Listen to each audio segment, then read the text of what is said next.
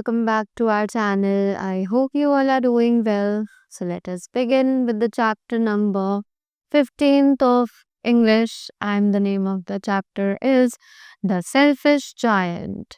So let us begin with the chapter very quickly. Every afternoon, as they were coming from school, the children used to play in the giant's garden. कि हर दोपहर जब बच्चे अपने school से वापस आ रहे होते थे तो वो एक जाइंट के गार्डन में खेलना पसंद करते थे. It was a large lovely garden with soft green grass. वो एक बहुत बड़ा गार्डन था जिसमें बहुत सॉफ्ट ग्रीन ग्रास थी. Here and there over the grass stood beautiful flowers like stars. कि इधर उधर ग्रास थे जहाँ पर बहुत सारे फ्लावर्स थे जो स्टार्स की तरह चमकते रहते थे.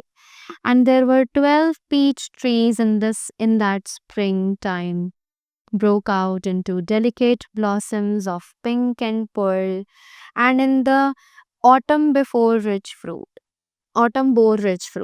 राइट कि वहाँ पर 12 पीच ट्रीज थे और स्प्रिंग टाइम जैसे ही होता था तो वहाँ पर बहुत सारे ब्लॉसम्स आते थे पिंक और पर्ल फ्लावर्स के, और साथ ही साथ ऑटम में बहुत सारे फ्रूट्स भी आते थे.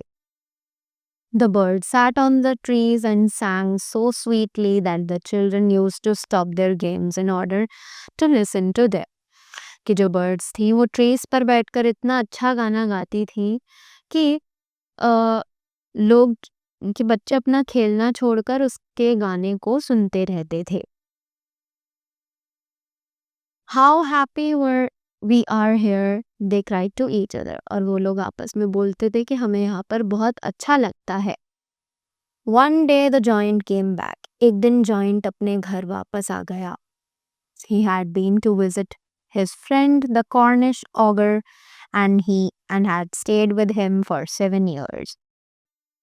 कि अब एक दिन giant जो है वापस आया अपने friend Cornish ogre से मिलने के लिए और उसके साथ रहा 7 साल तक. After the 7 years were over, जब 7 साल खत्म हुए, he said all that he had to say, for his conversation was limited. कि उसे जितनी बातें उससे करनी थी वो शायद limited थी. And he determined to return to his own castle. और अब वो अपने घर वापस जाना चाहता था. When he arrived, he saw the children playing in the garden. जब वो वापस गया तो उसने देखा कि बच्चे वहाँ उसके गार्डन में खेल रहे हैं. What are you doing here? He cried in a guffy voice, and the children ran away.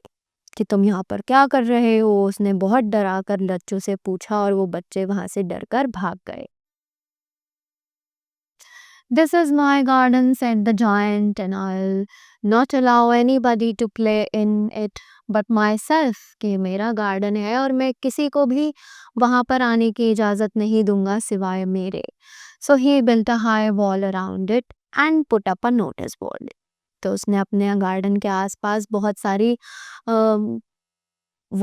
बड़ी बड़ी दीवारें बना दी और वहाँ पर एक नोटिस बोर्ड लगा दिया जिस पर लिखा था trespassers will be prosecuted. यानी कि जो यहाँ पर घुसेगा जबरदस्ती उसको सजा दी जाएगी. He was a very selfish giant. कि वो एक बहुत ही ज़्यादा selfish यानी खुदगर्ज था. खुदगर्ज अपने बारे में सोचने वाला giant था. The poor children had nowhere to play. कि उन बच्चों के पास अब कोई जगह नहीं बची थी खेलने के लिए. They tried to play on the road, but the road was very dusty and full of hard stones and they did not like it. कि उन्होंने कोशिश करी कि वो उस रोड पर वहाँ खेल सकें, बट जो रोड थी वो बहुत ही ज़्यादा डस्टी थी, वहाँ पर बहुत सारे स्टोन्स थे और बच्चों को वो बिल्कुल भी पसंद नहीं आया. They used to wander around the high wall when their lessons were over and talk about the beautiful garden inside. कि वो वहाँ पर हाई वॉल्स के आसपास खड़े हो जाते थे और अपने लेसन्स को याद करते रहते थे कि जब वो लोग वहाँ पर थे तो कितने मज़े किया करते थे. How happy we were there, they said to each other. The spring came and all over the country there were little blossoms and little birds. कि स्प्रिंग का मौसम आया, हर जगह फूल थे और बर्ड्स थी. Only in the garden of the selfish giant, it was still winter. कि सिर्फ सेल्फिश जायंट के ही गार्डन में विंटर का मौसम था. The birds did not care to sing in it as there were no children. कि birds ने बिल्कुल भी चिंता नहीं करी,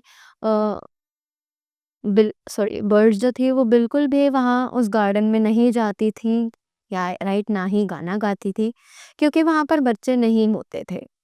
and the trees forgot to blossom, और जो वहाँ पेड़ थे वो भी स्प्रिंग के मौसम में खिलना भूल गए थे. Once a beautiful flower put its head out from the grass, but when it saw the notice board, it was so sorry for the children that it slipped back into the ground again. कि एक beautiful flower put its head out from the grass, उस beautiful flower ने उस grass में से वहां से अपना सिर बाहर निकाला. पर जब उसने वो नोटिस बोर्ड पढ़ा तो उसे भी बच्चों के लिए बुरा लगा. That it slipped back into ground again, और वो दोबारा से उसी ग्राउंड में वापस चला गया. And went off to sleep, और वो भी दोबारा से सोने के लिए चला गया. The only people who were pleased were the snow and the frost. कि जो लोग खुश थे वो सिर्फ दो ही लोग थे, जो थे snow और frost. Spring has forgotten this garden, they cried.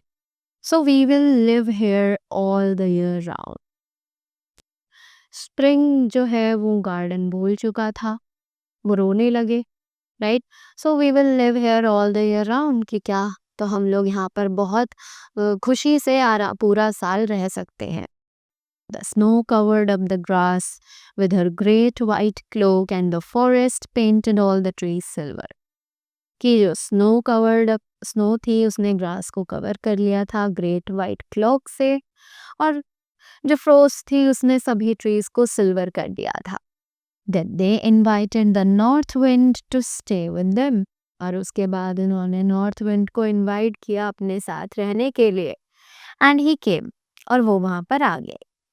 He was wrapped in furs and he roared all day about the garden and blew chimney pots down.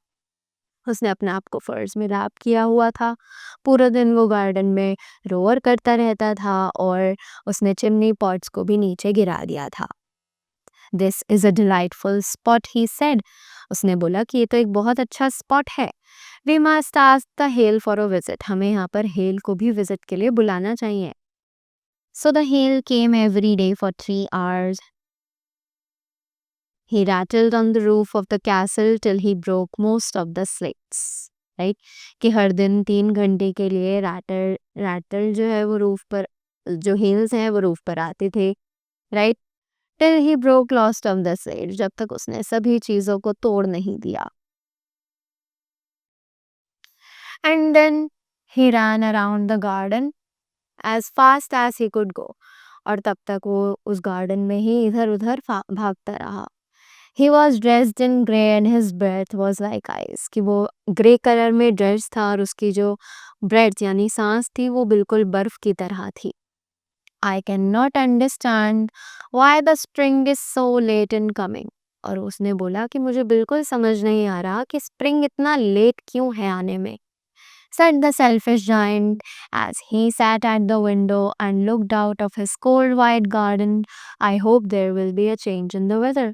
और वो अपनी विंडो पर बैठकर यही सोच रहा रहता था कि ये सर्दियाँ कब जाएंगी, कब मैं अपने इस वाइट गार्डन से छुटकारा पाऊंगा, और मुझे लगता है कि जल्दी मौसम में सुधार आएगा.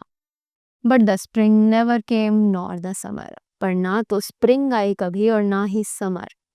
The autumn gave golden fruit to every garden but the giant's garden she gave none. कि ऑटम ने गोल्डन फ्रूट दिए हर गार्डन को, बट जाइंट्स गार्डन में कुछ भी नहीं हुआ. He is too selfish, she said. और उन्होंने बोला कि वो बहुत ही ज़्यादा selfish है. So it was always winter there, and the north wind and the hail and the frost and the snow dance about through the trees. Right? वो बहुत ही ज़्यादा selfish है, तो वो हमेशा वहाँ पर ठंड ही रहती है. नॉर्थ विंड, हेल सभी वहाँ पर अपना डेरा बसाकर बैठ गए हैं. One morning the giant was lying awake in bed when he heard some lovely noise. कि एक दिन सुबह सुबह जॉइंट अपने बेड पर लेटा हुआ था, पर वो सो नहीं रहा था जब उसने बहुत अच्छी आवाज़ सुनी.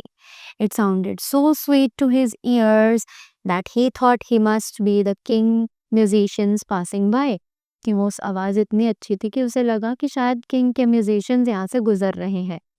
It was really only a little linnet singing outside the window, but it was so long since he had heard a bird sing in his garden that it seemed to him to be the most beautiful music in the world. कि वो सिर्फ एक छोटी सी bird थी जो उसकी window के बाहर बैठकर गा रही थी, पर क्योंकि उसने बहुत टाइम से अपने गार्डन में कोई बर्ड को गाते हुए नहीं सुना था तो वो उसे बहुत अच्छी लग रही थी. Then the hail stopped dancing over his head and the north wind ceased roaring and a delicious perfume came to him through the open casement. उसके बाद हेल जो है वो चलनी बंद हो गई. हेल यानी ठंडी हवा चलनी बंद हो गई, राइट. और सभी चीज़ें शांत हो गई और उसे एक बहुत ही अच्छा सा परफ्यूम की स्मेल आने लगी जैसे ही वो सेसमेंट तक पहुंचा. I believe the spring has come at last, said the giant, and he jumped out of bed and looked out. What did he see? उसने सोचा कि शायद स्प्रिंग का मौसम आ चुका है और वो अपने बेड पर से उठा और बाहर देखा. पर उसने क्या देखा? He saw a most wonderful sight. उसने बहुत ही अच्छी चीज़ देखी. Though a little hole in the wall, the children had crept in and they were sitting on the branches of the trees. कि बच्चे जो हैं छोटे छोटे वो उस एक छोटी सी दीवार में से उसके गार्डन में आ चुके हैं और वो वहाँ पर ट्रीज की ब्रांचेस पर खेल रहे हैं. In every tree there that he could see there was a little child. हर ट्री पर वो देख सकता था कि एक छोटा सा बच्चा बैठा हुआ है.